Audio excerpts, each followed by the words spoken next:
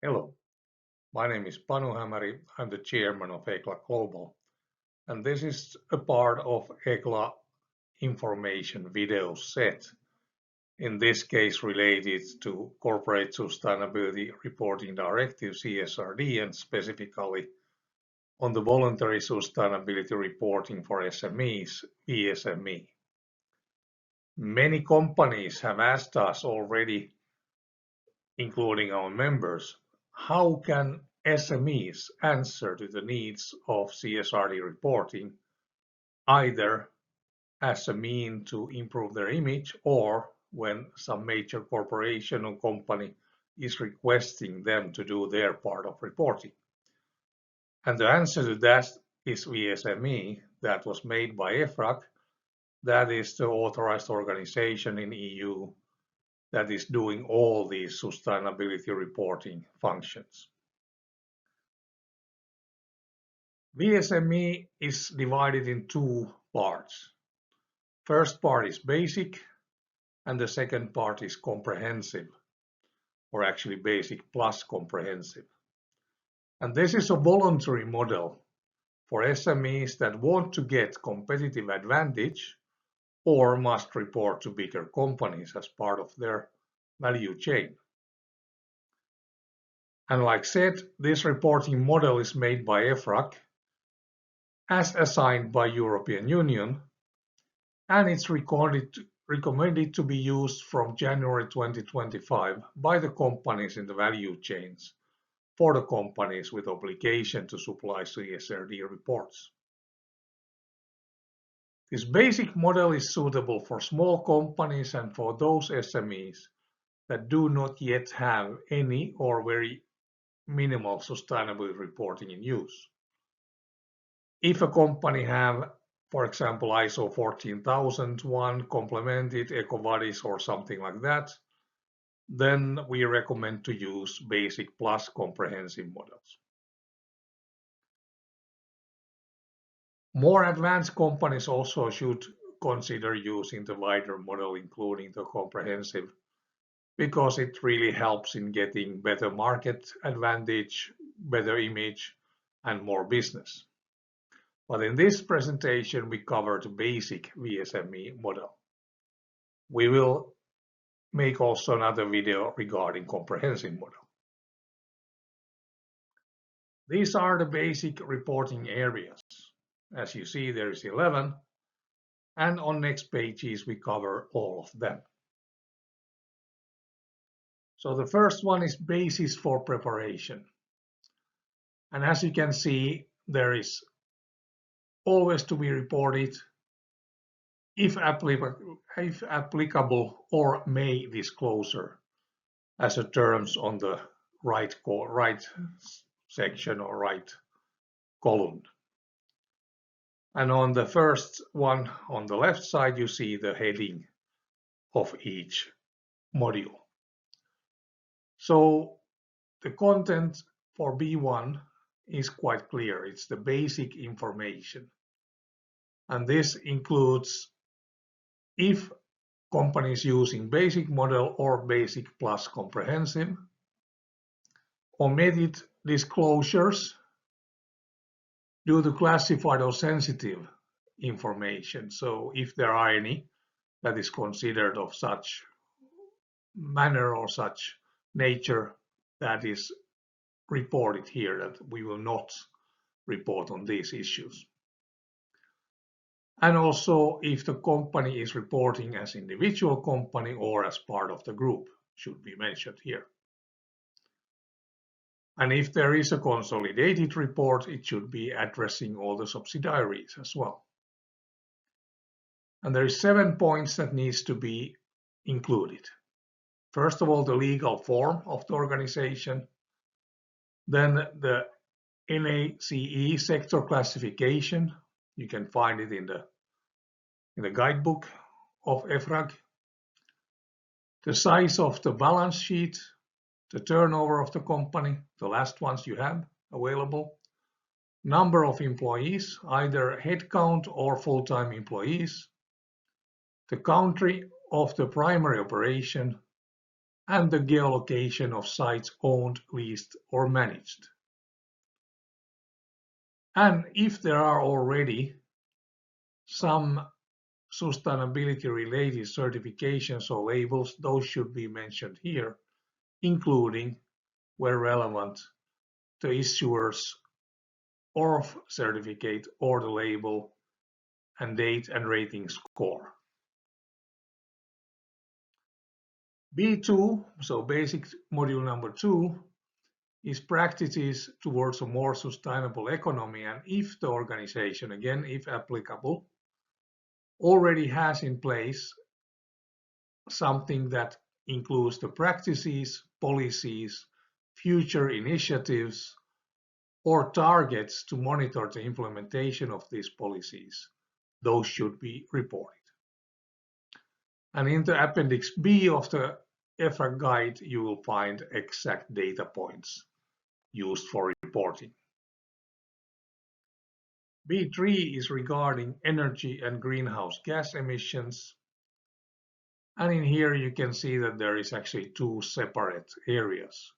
One always to be reported on, and if possible, if applicable, the breakdown, and then always to be reported on. So organizations shall disclose total energy consumption in megawatt hours. And if possible, also the breakdown as shown in the table in notes on B3. And then always to be reported on are the emissions for scope 1 and scope 2 in 1000 CO2 equivalent numbers. And C1, scope 1 is own or controlled sources, and the same is then for emissions generated from the purchased energy. Typically, the supplier of these kind of purchased energies can be obtained from the reporting or invoices from those companies. And also, there should be disclosed the GHG, greenhouse gas intensity, which is calculated based on the gross GHG emissions divided with the turnover in euros. Number 4 is pollution of air, water, and soil. And as you can see, if applicable, the organization shall disclose, if already required by the law or other national regulations, to report to competent authorities its emissions of pollutants, or if it already has a system in place to voluntarily report on them, according to, for example, environmental management system. And as you can see in a point, for example, ISO 14001 as updated version will be a working environmental management system. So the reporting should include the pollutants emits to air, water, and soil of its own operations with the respective amount for each pollutant. And if this information is already available in some public source, it's enough to put either URL address or link as hyperlink to the materials or information. Number 5 is biodiversity. And again, you see the first point is if applicable, the organization shall disclose the number and area in hectares of sites that it owns, that it has leased, or that it manages, that are in or in near to biodiversity sensitive areas. And also may disclosure metrics related to the land use change, such as total use of land, total sealed area, total nature-oriented area on site, and total nature-oriented area off-site, for example, if company organization some compensation plan. And in the EFRAG guide in addendum A, it's explained in more detail. B6 is for water. So always to be reported on is the total water withdrawal, and in addition, the organization shall separately present the amount of water withdrawn at sites located in the areas of high water stress. And as you can see in notes on B6, the guidance is giving further information of high water stress, but basically those are the areas where it has been lack of water or even drainage. And also, if applicable, to organizations that have production process in place which significantly consume water, the water consumption should be reported. Number 7 is resource use, circular economy, and waste management. And you see 3 different categories. The first one is if applicable, so disclosing if the organization applies the principles of circular economy, and if so, how it applies these principles, so facts. And the organization should always report the total annual generation of waste broken down by type, minimum, non-hazardous, and hazardous, and the total annual waste that is diverted to recycling or reuse. And again, if applicable, if the organization operates in a sector using significant material flows like manufacturing, constructions, packaging, and so on, the annual mass flow of the relevant materials used. B8, 9, and 10 are all related with workforce. So B8 is for general characteristics. And what should always be reported on is the type of employment contracts, is it permanent or temporary, and gender. So the headcount of FTEs should be broken down. If applicable, the organization that operates in more than one country should also disclose the countries of the employment contracts.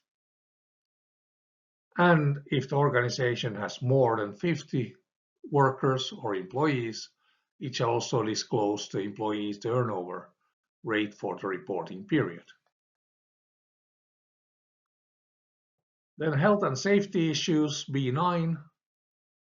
The organization shall disclose number and rate of recordable work-related accidents and the number of fatalities and reasons to them. And like mentioned here, many of them are covered by different kind of laws and regulations. And also if an organization has, for example, ISO 45001 in place, the numbers are probably available through that. B10 is then about remuneration, collective bargaining, and training. And again, 3 different sections. The first one, which should always be reported on, is whether the employees receive a pay that is equal or above the minimum wage in the country it's reported on. And if the organization headcount is above 150 employees, it shall disclose the percentage gap between the female and male employees. And also always to be reported on is the percentage of employees covered by the collective bargaining agreement and the average number of training hours per employee and by gender. And again, many of these points in EU countries are covered by the laws or regulations. Then the last point is B11, which is convictions and fines on corruption and bribery. And again, it's, if applicable, and in most European countries, there are quite a few companies, or not quite a few, very few companies that actually this applies for. But if company has got some fines or convictions based on corruption or bribery, that must be recorded. And As this is an EGLA presentation, if you want to work with us, there are a few options. First of all is becoming a member and get access to our e-academy, where you can study few different areas of sustainability at your own space, included in your membership fee. Or you can attend on members training course that includes a tutor in use online or virtually with a low price. Or you can also attend as a private person or non-member organization to a training course where the prices with EGLA are still affordable. And that is because we are a non-profit, non-governmental organization that has a mission to expand the knowledge of sustainable development and to help companies to apply sustainability as one of the means to get better operations, better productivity, and better profitability. As a last option, you can also hire one of our consultants. We have more than 30 countries covered today with a few hundred experts that you can ask to join you on temporary basis, typically from our network. If you want to know more, you can send an email to us to egla@eglaglobal.net or visit our homepages at https://eglaglobal.net, where you find more information. Or you can find our leading partners in each country and area, and you can find them also on our homepages. Thank you for your attention.